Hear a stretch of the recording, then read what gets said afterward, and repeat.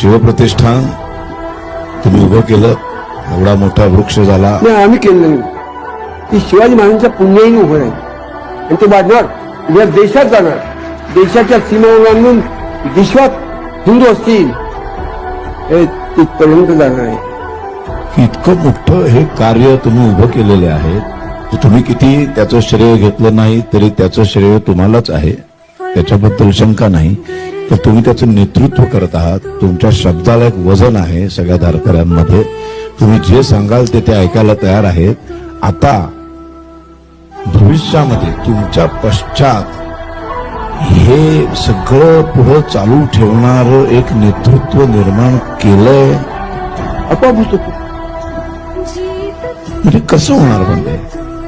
कारण हे आम्हाला असं वाटतं की थांबता कामा नये. सगळ्या विश्वाची काळजी परमात्म्याला आहे आणि सगळ्या देवांना वाचवणारा देव शिवाजी महाराज आहे. आत्मा जगी अमर हा तन नाशवंत, अस्त्रापडी बदलती शरीर अनंत.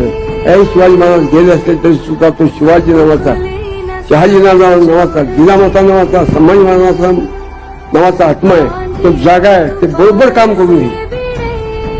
महाराष्ट्र मेला तरी राष्ट्र मेले, मराठ्या मेला राष्ट्र गावांत आले. हे जी मराठी ताकद शिवछत्रपतींनी उत्पन्न केली ती आपोआप उत्पन्न होणार आहे. नेतृत्व उत्पन्न होईल, कर्तृत्व उत्पन्न होईल, सेवकत्व उत्पन्न होईल.